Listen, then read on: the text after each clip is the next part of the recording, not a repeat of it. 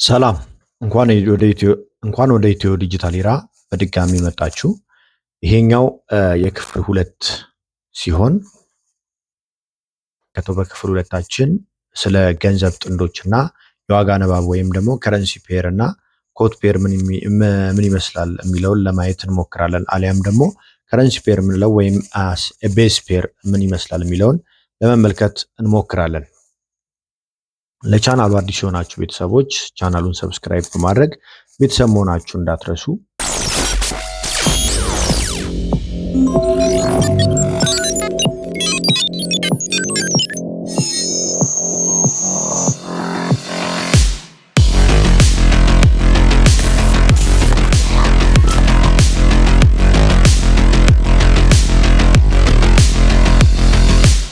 የገንዘብ ጥንዶች እና የዋጋ ንባብ ምን እንደሚመስል ለማየት እንሞክራለን። ወይም ደግሞ በእንግሊዝኛው አጠራር የከረንሲ ፔር ወይም ደግሞ ቤዝ ፔር እና ኮት ፔር የሚለው ምን ሊመስል እንደሚችል ለማየት እንሞክራለን። የገንዘብ ጥንዶች መግቢያ ብለን የምንጀምረው እንደ ገንዘብ ጥንዶች መግቢያ ለምን ሁልጊዜ በጥንድ እንገበያያለን የሚለውን ልመልስላችሁ ሞክራለሁ። የመጀመሪያውና የመጀመሪያው ገንዘብ ቤዝ በመባል ይታወቃል። ሁለተኛው ደግሞ ኮት በመባል ይታወቃል። ስለዚህ የመጀመሪያው ገንዘብ ቤስ ፔር ይባላል። ሁለተኛው ገንዘብ ደግሞ ኮት ፔር በመባል ይታወቃል። ለምሳሌ የምንገበያየው ዩሮ ዩኤስዲ ከሆነ እዚህ ጋር በምትመለከቱት መልኩ ዩሮ ቤስ ፔር ነው፣ ዩኤስዲ ደግሞ ኮት ፔር ነው ማለት ነው። እዚህ ጋር በምትመለከቱት መልኩ ዩሮ ቤስ ፔር ይሆናል። ወይም የሆነ እቃ የምንገዛ ከሆነ ለምሳሌ ከሳሙና የምንገዛ ከሆነ ሳሙናው ምንድን ነው ማለት ነው? ቤስ ፔር ይሆናል። ኮት ፔር የሚሆነው ደግሞ የምንገበያይበት ገንዘብ የምንጠቀምበት ገንዘብ እሱ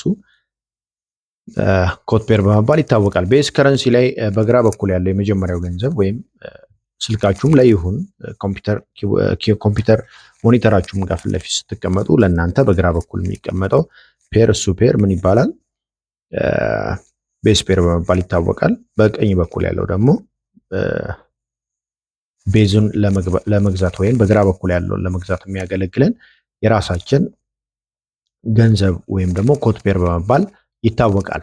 ትርጉሙ ምንድነው? 1 ዩሮ ለመግዛት ለምሳሌ 1.1537 ያስፈልገናል ወይም ደግሞ የአሜሪካን ዶላር ያስፈልገናል ማለት ነው። አንዱን ዩሮ ለመግዛት ወይም ይሄኛውን ዩሮ ለመግዛት ይሄኛውን ያህል ዩኤስዲ ያስፈልገናል ማለት ነው። ስለዚህ በዚህ አገባብ ፍቺ ዩሮ የተሻለ ዋጋ አለው ከዩኤስዲ ጋር ስናነጻጽረው ማለት ነው። አሁን በቀጥታ የምንገባው ወዴት ነው? የገንዘብ ጥንድ አይነቶቹ በካታጎሪ የተለዩ ናቸው። ለምሳሌ ሜጀር የሚባሉ አሉ፣ ወይም ዋናዎቹ የሚባሉ አሉ። ማይነር ወይም ክሮስ የሚባሉ አሉ። ዜን ደግሞ ኤግዞቲክስ የሚባሉ አሉ። ለምሳሌ ሜጀር የሚባሉ ዋና የሚባሉት የትኞቹ ናቸው? የአሜሪካ ዶላርን ያካተቱና በብዛት የሚገበያዩ የተለያዩ ፔሮች አሉ።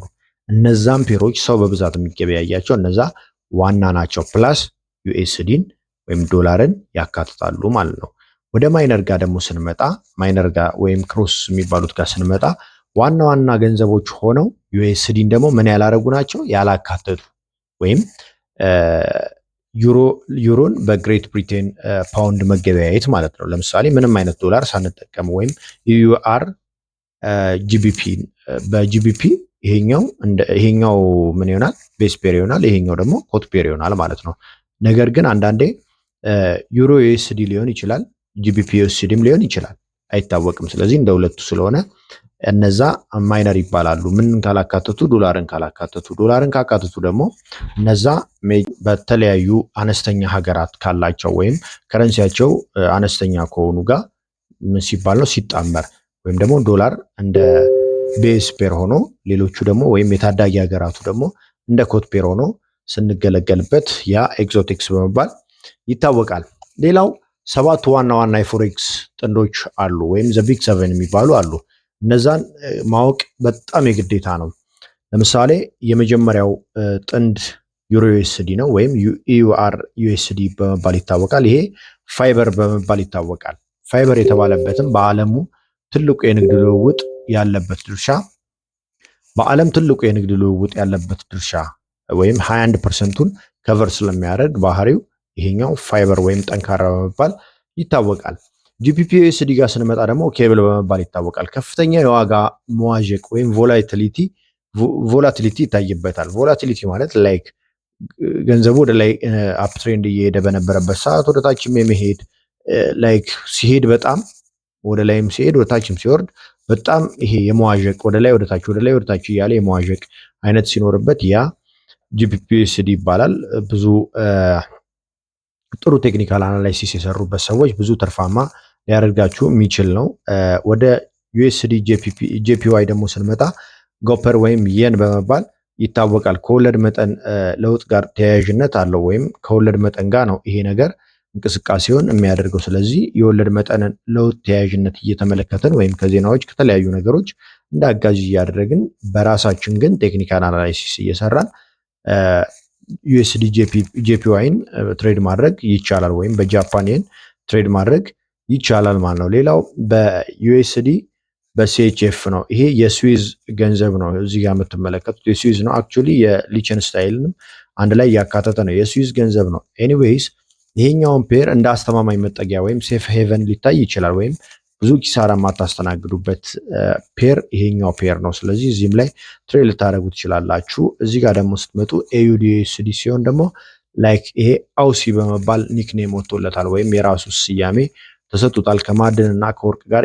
ይያያዛል ወይም እነዚህ ኤክስኤዩኤስዲ የሚባሉ የተለያዩ የሲልቨር የተለያዩ ከነዛ ጋር ተያያዥነት አለው ወይም እነዛን ትሬድ ከማድረግ ጋር ይያያዛል እና ትልቅም ልምድ ይፈልጋሉ። እነዚህ ዝም ብላችሁ ቀጥታ ገብታችሁ ጀማሪ የሆናችሁ ትሬድ የምታደርጓቸው አይደሉም በቀላሉ ምክንያቱም ከባድ የሆነ ኪሳራም ልታስተናግዱ ስለምትችሉ ማለት ነው።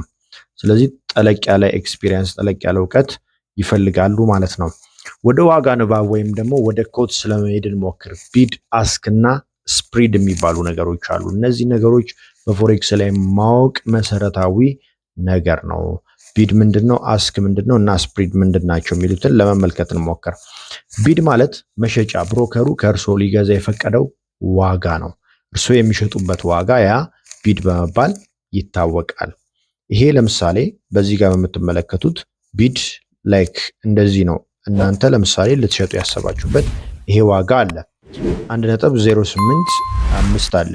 እዚህ ጋር ደግሞ ስፕሪድ ይያዛል። ያ ማለት ብሮከሩ እዚህ ጋር ሁልጊዜም ያተርፋል። እናንተ ስትሸጡ ስትገዙ እዚህ ጋር ማን አለ? ስፕሪድ አለ። ብሮከሩ ሁሌ ምን የሚልበት የሚያተርፍበት ማለት ነው። ስለዚህ ከዚህኛው ለምሳሌ እሱ እዚህ ጋር 2.5 ፒፕስ ጨምሮ ለእናንተ ምን ያደርጋል? ይሸጥላችኋል። እናንተ ደግሞ እዚህ ጋር ምን ታደርጋላችሁ? ይሄንን ትገዛላችሁ ማለት ነው። ይሄኛው አስክ ፕራይስ ማለት እናንተ የምትጠየቁት ለመግዛት፣ ቢድ ደግሞ እናንተ ለመሸጥ የምትጠየቁት ገንዘብ ነው። ሶ ስፕሪድ ደግሞ በሁለቱ መካከል ያለው ልዩነት ማለት ነው። በመሸጫና በመግዣ ዋጋው መካከል ያለችው ፒፕስ ወይም ልዩነቷን ማን ያተርፋል? ብሮከሩ ወይም ደግሞ ደላላው ያተርፋል ማለት ነው። ደላላ ብለን የምንጠራቸው ላይክ እንደ ኤክስነስ እና ኤችኤፍኤም የተለያዩ ብሮከሮች አሉ። በጣም ብዙ የሚባሉ እንትኖች ብሮከሮች አሉ። እነዛ ብሮከሮች የሚያተርፏቸው ትርፎች ማለት ነው። በሌላ አገላለጽ ደላላ ብለን ያነሳናቸው ማለት ነው። ወደ ቀጣዩ ስንገባ ፒፕስ ምንድን ነው ወደሚለው እንመጣለን። ፒፕስ ማለት ለምሳሌ እዚህ ጋር የምትመለከቱት ፒፕስ በፎሬክስ ገበያ ዋጋ ሲቀየር የምንለካበት ትንሿ መለኪያ ምን ትባላለች? ፒፕ በመባል ትታወቃለች። ለአብዛኛው ጥንዶች ፒፕ ማለት ከነጥብ በኋላ ያለው አራተኛው ዲጂት ነው። ይሄ ዲጂት ግን ለሁሉም ይሰራል ማለት ሳይሆን ላይክ እንደ የን ወይም ጄፒዋይ ጋር ስንመጣ ፒፕ ማለት ሁለተኛው ዲጂት ነው። ወይም 0 ነጥብ ካለም በኋላ ከነጥብ በኋላ ያለው ሁለተኛው ዲጂት ሆኖ እናገኘዋለን። ዩሮ ዩኤስዲ ፔር ጋር ስንመጣ እዚህኛው ፔር ላይ የዩሮ አዝማሚያ ምን ይመስል ነበረ ወይም በዶላር ላይ የበላይነት ማሳየቱን የሚገልጽ ግራፍ እዚህ ጋር ተቀምጦላችሁ ይገኛል። በኋላ ቻርት ምናምን ስታነቡ በደንብ አድርጋችሁ ታውቁታላችሁ። ማርኬቱ የመጀመሪያው ወራት ላይ በከፍተኛ ሁኔታ መጨመሩን ያሳያል። ዜን ደግሞ የተወሰነች እንደመቀነስ አድርጎ አፕሪል አካባቢ ላይ ደግሞ ይኸው እዚህ አካባቢ ደርሷል። ዛትሚን በእንትን ሲታይ የበላይነቱን ማሳየት ችሏል ማለት ነው ዩሮ። ሶ ፒፕ እና ፒፔት የሚባሉት ሁለቱ ፔሮች ተቀምጠውላችሁ ይገኛሉ። እዚህ ጋር ፒፕስ የምንላቸው ዋናው የመለኪያ ዲጂት ነው። ከፒፕ 10 እጥፍ ደግሞ ያነሰው ይሄ ፒፔት በመባል ትታወቃለች ማለት ነው። ከፒፕ የሚያንሰው ፒፔት በመባል ይታወቃል። በዋናነት ግን እናንተ ማወቅ ያለባችሁ ፒፕስን ነው። በፒፕስ ስለሆነ በኋላ ንግድ ላይ ወይም ትሬድ ስታደርጉ በጣም የምትጠቀሙት ይሄ ስለሆነ ይሄኛውን በደንብ ብታውቁት የተሻለ ነው። ምን ያህል ፒፕስ አገኛለሁ የሚለውን ወደፊት ካልኩሌሽንም እየሰራን የምናገኘው ስለሚሆን ማለት ነው። ለጀማሪዎች ደግሞ ማስተላለፈው እነዚህን 3 ምክሮች አሉ።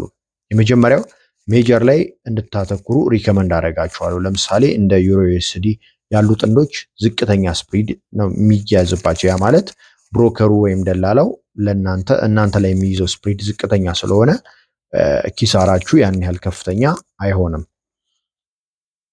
ኤግዞቲክስን ደግሞ ያስወግዱ። እነዚህ ጥንዶች ከፍተኛ ወጪ እና ያልተረጋጋ ዋጋ አላቸው። ለምሳሌ እንደ ወርቅ፣ ሲልቨር ምናምን ኦይሎች ምናምን እነዛ ላይ ከገባችሁ ከፍተኛ ኪሳራ ልታስተናግዱ ትችላላችሁ። ምክንያቱም ምን ስለሆናችሁ?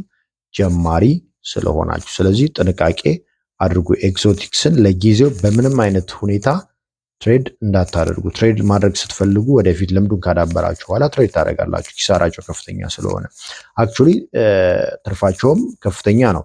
ኤግዞቲክስ ጋር ስንመጣ ትርፋቸውም ከፍተኛ ነው። ነገር ግን በዛው ልክ ኢሞሽንን ለመቆጣጠር ከባድ ስለሚሆኑ ነው። ሜጀር ላይ ግን ኪሳራቸውም ዝቅተኛ ነው፣ ትርፋቸውም ግን ዝቅተኛ ነው። ግን ውጤታማም ደግሞ ያደርጓቸዋል። ይሄ ስግብግብ አይነት ባህሪ ከሌላችሁ እነዚህ ትሬዶች እነዚህ ጥንዶች ላይ ብትሳተፉ ሪከመንድ አደርጋችኋለሁ።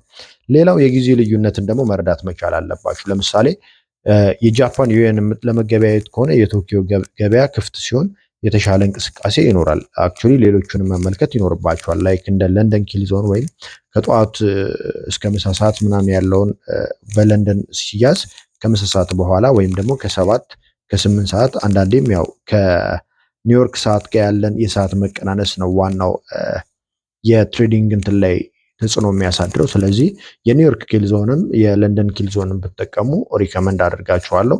ግን ያንን እንደ ፔራችሁ ይወሰናል እንደምትጠቀሙት ፔር ማለት ነው። ማንኛውም ጥያቄ ካላችሁ በዚህ በክፍል 2 ላይ ከኮሜንት ሴክሽን ላይ ልታስቀምጡልኝ ትችላላችሁ። ይህን ደግሞ ፒዲኤፍ ማግኘት የምትፈልጉ ከሆነ ዲጂታል ኢራ ብላችሁ እዛ ላይ ልታገኙ ልታወሩኝ ትችላላችሁ። ማንኛውም ጥያቄ ካላችሁ ቀጣይ ቪዲዮ እንዲደርሳችሁ ሰብስክራይብ ማድረግ እንዲሁም ደግሞ ወደ ክፍል 3 የሚያመራ ቪዲዮ በዚህ ቪዲዮ መጨረሻ ላይ ታገኛላችሁ። ቸር ሰንብቱልኝ።